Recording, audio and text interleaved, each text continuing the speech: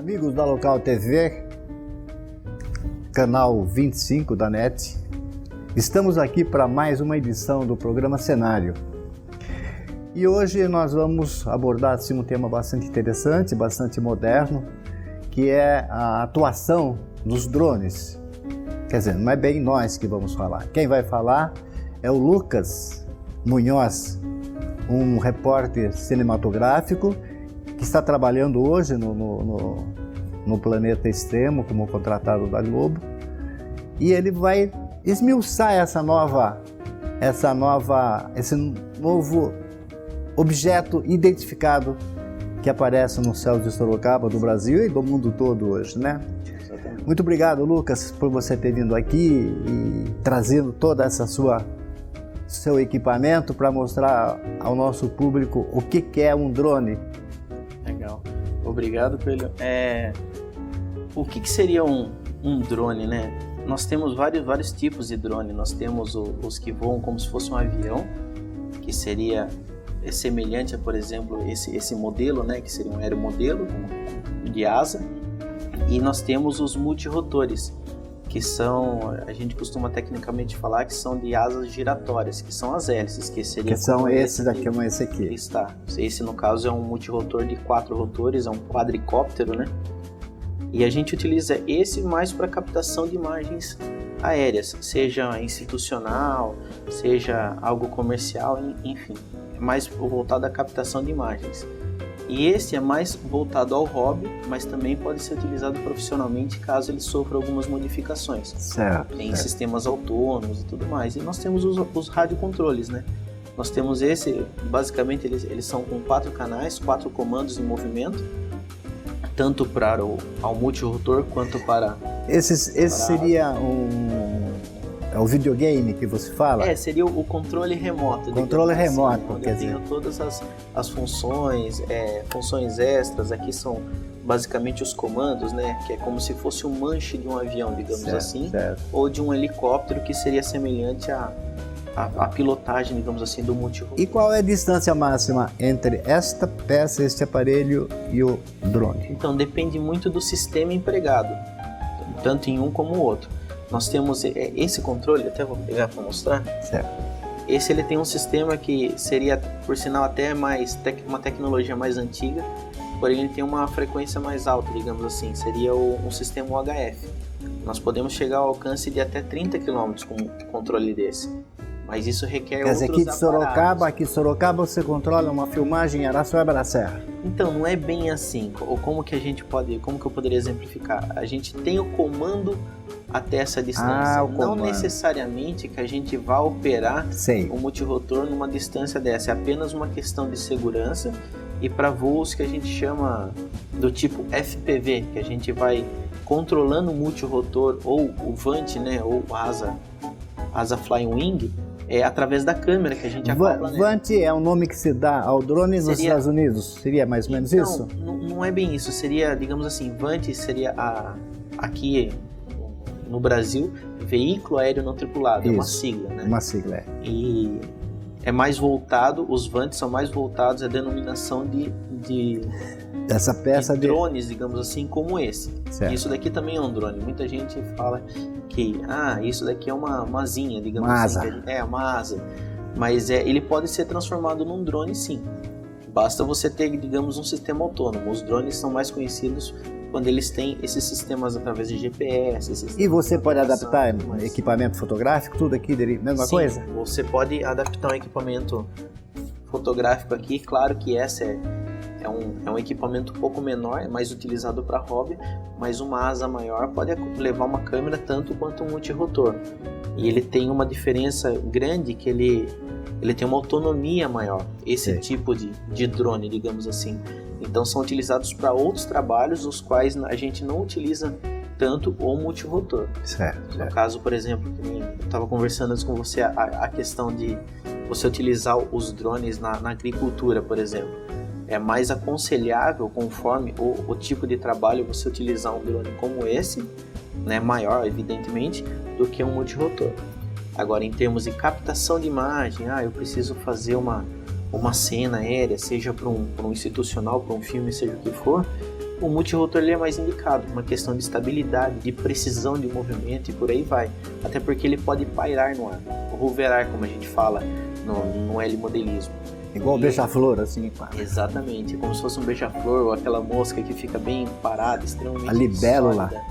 Uma libélula, é o mesmo princípio, né? É verdade. Agora, esse não, ele necessita de velocidade porque o vento tem que passar por ele para ele ter o comando, né? Senão simplesmente ele estola, que a gente fala, ele cai. Se ele simplesmente pegar um vento e ele não tiver propulsão, ele vai cair.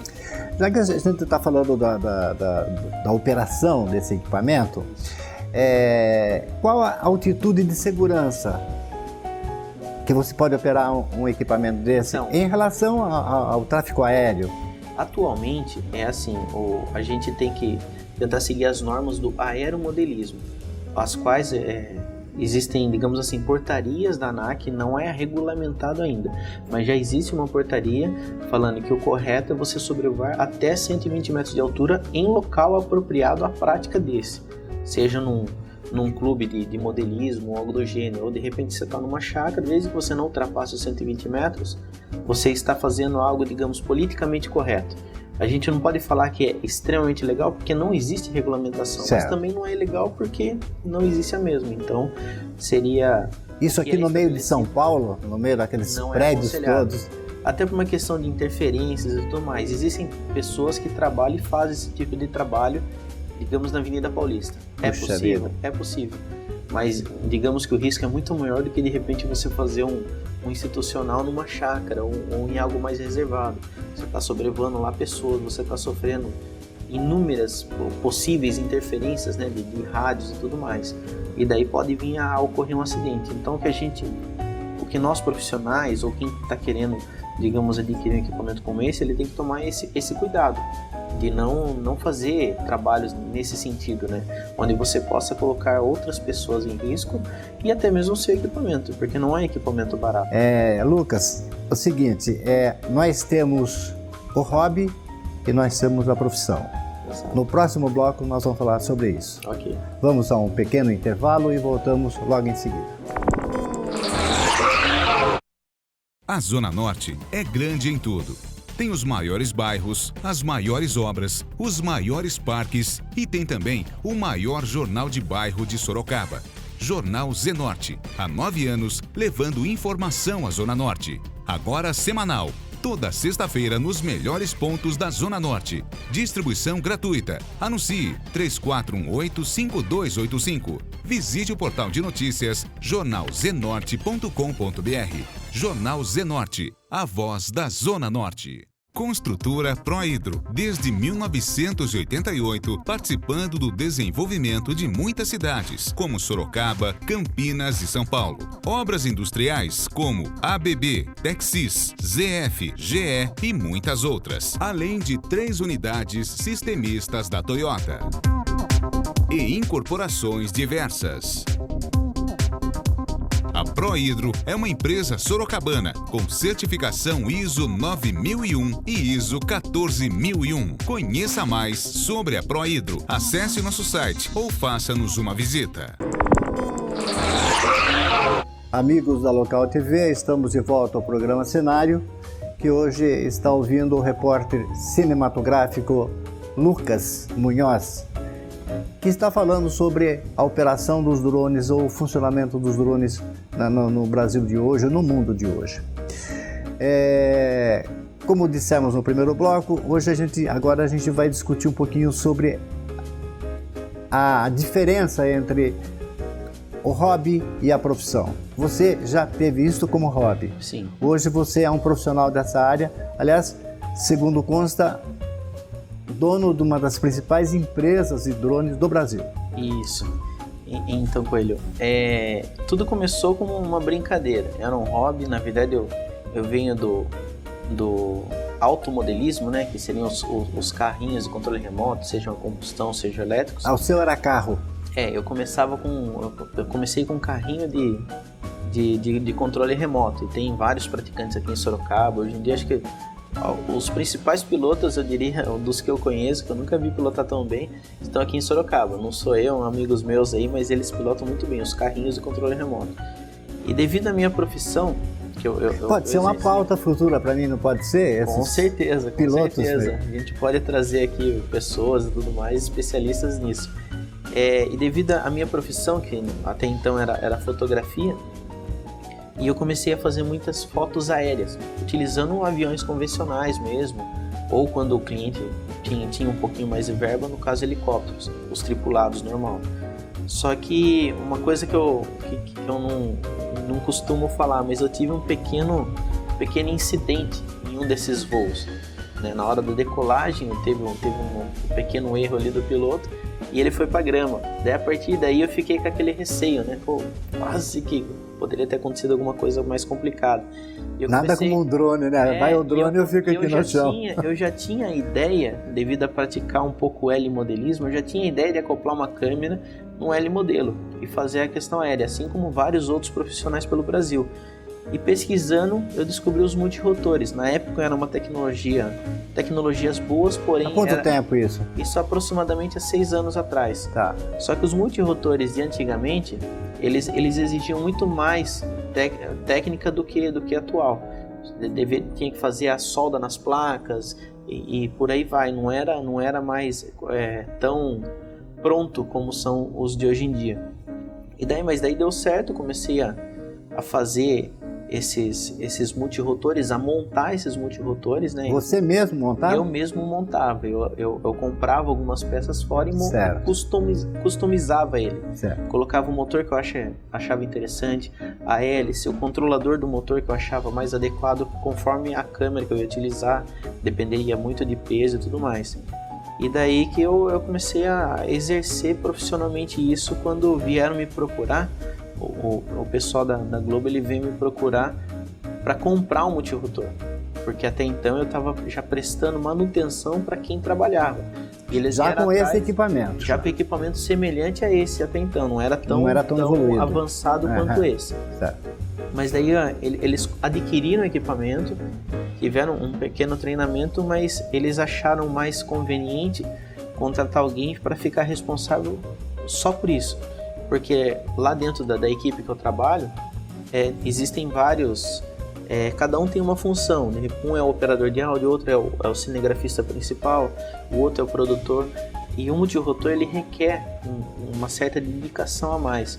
Daí eles acharam mais coerente, mais profissional, contratar e me dar uma oportunidade. E daí eu fui para o Chile, né, fazer uma reportagem com eles, e desde então eu passei a fazer parte da equipe da Globo, assim como eu fiz outros programas. Através de uma empresa?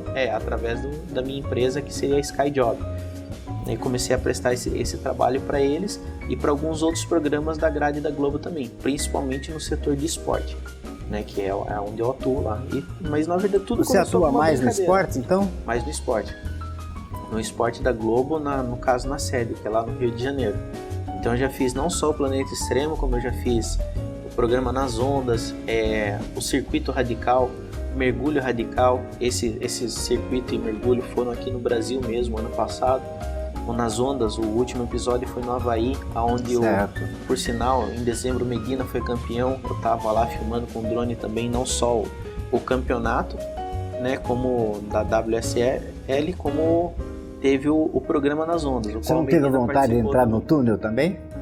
Um drone? Não, já seria muito arriscado e porque realmente as imagens daquelas ondas estão bem próximas, né? Para ser feito da água, da onde que podia ter sido feito? Exatamente. É o drone, então? As principais imagens, as que são aéreas mesmo, a grande maioria é drone. Não só o meu que estava lá, como da organização e de outros profissionais envolvidos no local.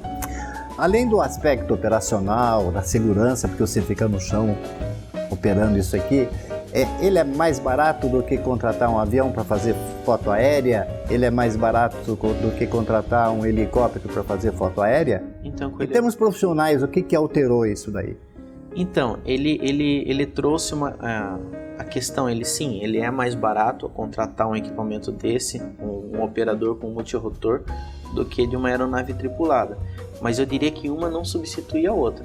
Até porque, como eu tinha te falado, a gente tem algumas normas a serem seguidas, pelo menos ao meu ver profissionalmente tem que ser seguidas. Sobrevoar até 120 metros de altura. De repente o cliente precisa de uma foto que tenha um ângulo que necessite de uma altura maior. Não é aconselhável fazer com multirotor. Daí teria que ser com uma aeronave tripulada. Mas também tem o caso que quer fazer um casamento numa catedral fechada. Isso é totalmente desaconselhável, porque você vai estar sobrevoando pessoas, vai estar pondo em risco as pessoas que estão num casamento. E tirando a atenção da noiva. E com certeza vai tirar a atenção da noiva. Ninguém vai olhar para a noiva, vai olhar para o multirotor. Mas isso é uma prática que está se tornando comum aqui no Brasil, porém não é aconselhável. Quem está pensando em contratar um drone para entrar numa catedral porque acha que tem espaço, tudo, eu não aconselho. Existem vários riscos envolvidos. A gente está falando de esporte, né? Que você faz bastante material de esporte. E a presença do drone nos estádios, como agora no recente partida no Itaquerão, entrou um drone lá para fazer brincadeira com o Corinthians e andou batendo numa estrutura. Outro problema é esse. São pessoas, devido à tecnologia se tornar extremamente acessível a qualquer cidadão comum, daí existem pessoas que fazem um mau uso. Assim como tem os profissionais que fazem um bom uso ou tentam, no mínimo, minimizar algum tipo de risco, existem pessoas que querem fazer uma graça com o time e tudo mais. Até que em Sorocaba mesmo já teve drone sobrevoando o SIC. Mas é um risco, né? Muita gente vai falar, não vai ter problema nenhum, eu estou numa área que é segura.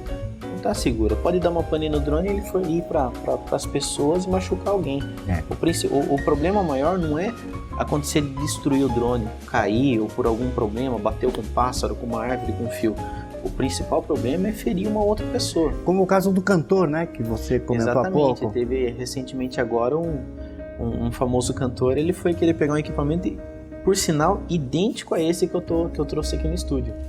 E ele de repente por falta de informação, e o operador por não ter informado e por ter praticado um voo que não é considerado seguro, daí aconteceu o pior, né, que o cantor se atrapalhou, pegou em uma das hélices, o drone caiu e ele cortou os dedos. E mesmo assim ele continuou o show. Não chegou a amputar, só cortou. Eu não sei ainda, não li exatamente a matéria. Eu sei que cortou bastante, assim, tem imagens aí na internet, quem pesquisar. Munhoz, nós vamos para mais um intervalo e depois a gente vai comentar os grandes momentos que você viveu assim, operando o drone. Com certeza. Vamos para um ligeiro intervalo e voltaremos logo em seguida. Nos aguardem.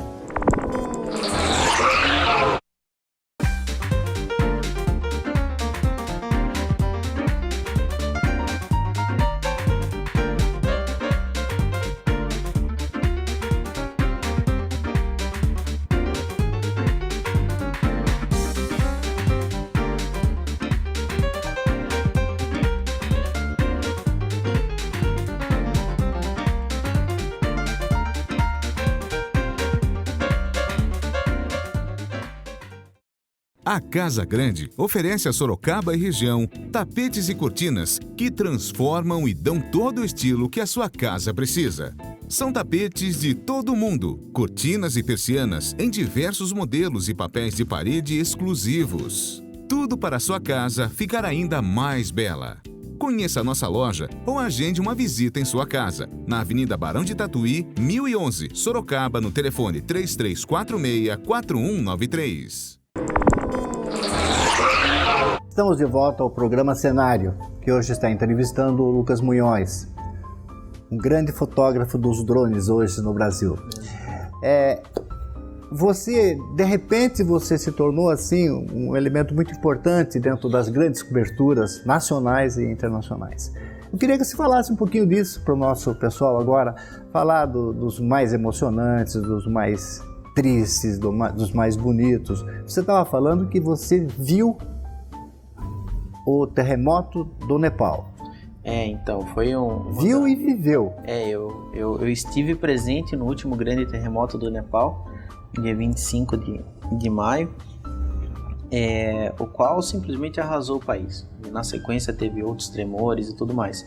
Eu estava lá, trabalhando pro Planeta Extremo, tinha acabado de sair da capital, né, que era a Katmandu, estava indo para uma outra cidade, que é uma das maiores do Nepal também, que chama-se Pokhara. Era próximo da pauta que nós tínhamos para o Planeta Extremo. Certo. E no caminho teve esse grande tremor. Daí foi aquelas imagens que o Brasil todo viu. Eu vi inclusive a imagem de vocês na estrada, meus amigos que estávamos na estrada e saímos, fomos filmar, porque começou a balançar tudo. Mas nós, naquele momento, nós não tínhamos a real dimensão, a real noção do que tinha ocorrido na cidade que a gente acabou de sair, que era muito mais populosa, construções mais antigas e tudo mais. Daí que nós começamos a se comunicar, né, com produtores que ficaram em Katmandu, e daí eles falaram, aqui a situação é de caos, assim, destruiu o país, destruiu a cidade, e nós voltamos para fazer a cobertura jornalística. E foi quando nós voltamos para a cidade, foi um choque muito grande, né? Apesar do povo ser Vocês muito já calmo, tinham feito imagem anterior dessa cidade ou não? Exatamente 21 horas antes, nós estávamos nos templos que hoje já não existem mais. Nós estávamos filmando para... Então hoje você tem as duas imagens hoje, antes e depois? A minha equipe que eu participei tem as imagens do antes e do depois. Provavelmente são as últimas imagens feitas com câmeras profissionais, com broadcast e tudo mais, porque a grande maioria era... Da cidade inteira? Da cidade inteira. Então a gente tem as imagens antes e depois, porque o restante, as imagens que a gente vê por aí, de antes, em geral, eram de turistas que estavam lá no local e tudo mais. Então foi bem chocante assim, esse contraste que nós convivemos e saber que existe realmente um ser supremo que nos protegeu ali. O meu filho esteve lá uma semana antes. Ele passou uma semana antes por lá. Exatamente nessa cidade. Exatamente nessa região. Exatamente. Teve muita sorte também. Mas e de risco? Porque essa, na verdade, vocês quando descobriram já tinha passado o risco, vocês ficaram livres. Mas tem hora que vocês enfrentam um trabalho de risco. Exatamente. Você falou de um vulcão que você... Como é o caso do vulcão Maru, que fica num complexo de ilhas, né, que é um país chamado Vanuatu. Esse vulcão é um dos lagos de lava mais ativos do planeta. E quem assistiu o episódio do Planeta Extremo, que é o qual eu participei, pode pensar, a lava era o grande perigo. Não, a lava não era o grande perigo. Poderia sim acontecer uma erupção a qualquer momento, mas ali, é meio lenta até a erupção, né? Ali, naquele momento, a lava não era o perigo porque nós tínhamos uma distância, digamos que segura. O grande problema eram os gases que emanavam do vulcão. Esses gases são altamente tóxicos, né? E a qualquer momento poderia sair uma bolha de gases enorme, segundo os analistas que estavam presentes com a gente também. E isso não tem como prever. E se sai uma bolha dessa, o que ocorre? Ela desloca grande parte do oxigênio e a gente acaba podendo sofrer uma asfixia, se a gente não conseguir sair a tempo disso. Então, e você estava muito próximo? Eu estava na cratera do vulcão. Daí o repórter Clayton Conservani e os escaladores, né, que era o Makoto Ishibe, qual por sinal é da nossa região também de Itupeva, e teve o Pepe Rijon, que é do Equador. Eles que auxiliaram o Clayton a chegar até próximo da lava e fazer as imagens. E eles foram que ficaram mais expostos a esse risco, digamos mais assim. Mais próximos, mas nós também estávamos na cratera filmando eles. E os gases... E o drone estava a que distância do lago? Lá, eu não tive muita chance de fazer capturas com drone devido ao forte vento, o qual a gente até não falou aqui, mas existem certos procedimentos. Conforme a velocidade do vento, não se opera o drone. Uma questão de apenas de segurança e de preservar também o equipamento. Mas a gente fez bastante imagens de drone no caminho e eu tentei fazer um sobrevoo local. Fiz alguma coisa, mas não fui até o lago de lava. Até porque vulcão é uma área de baixa pressão. Existem vários riscos envolvidos, né?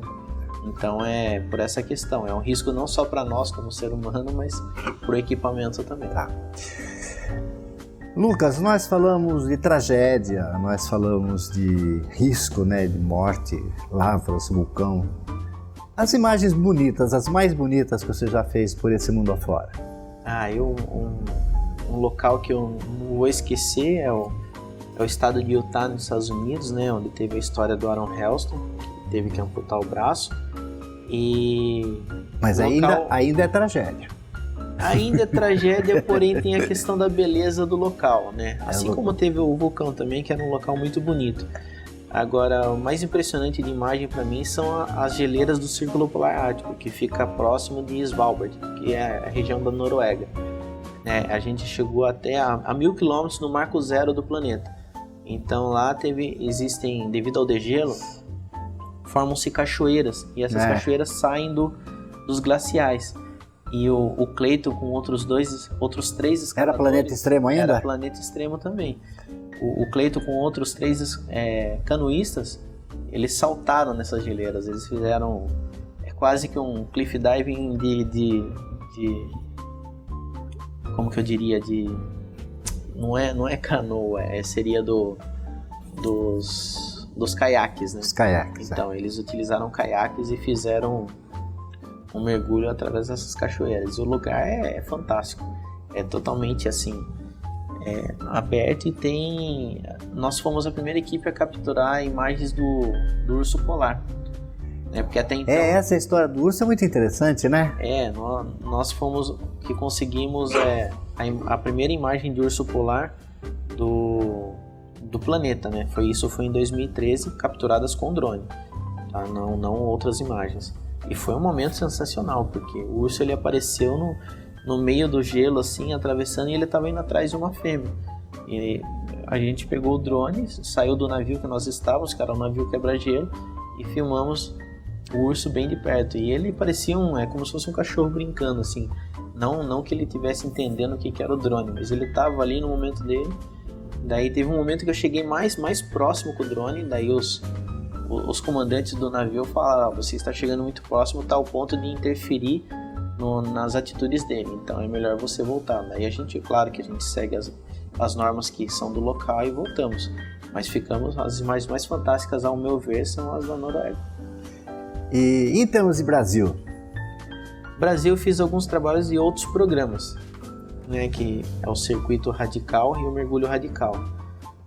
Do Circuito Radical a gente foi para Chapada dos Guimarães. É uma região muito bonita, né? É fantástico. Aliás, eu diria que do que eu conheço do Brasil, também tem lugares assim extremamente belos, e não precisa sair do país para conhecer maravilhas. Assim, aqui nós temos bastante. E o que eu conheço seria essa chapada, muito bonito.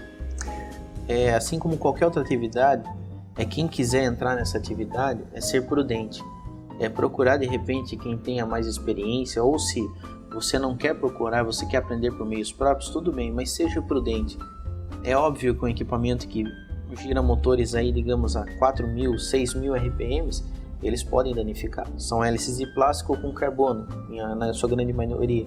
Mas a rotação pode machucar, então tem que ser prudente. Muito obrigado pela sua entrevista, muito obrigado por você ter mostrado esse esporte, quase que um esporte ou até profissão do futuro, que logo mais nós estaremos assim muito mais à vontade de falar e de ver esse novo hobby que está chegando aí ao Brasil. Muito obrigado para você e em nome de todos os nossos telespectadores que agora já sabem algo mais, como eu, do drone. Com certeza. Eu que agradeço, Coelho, por essa oportunidade de poder explicar para as pessoas os benefícios e os malefícios que isso pode causar. Bom. E assim nós chegamos ao final de mais um programa, Cenário, que hoje ouviu o Lucas Munhoz, repórter cinematográfico que vem ocupando assim uma certa vanguarda no uso dos drones. Muito obrigado a todos pelo carinho e até a próxima semana.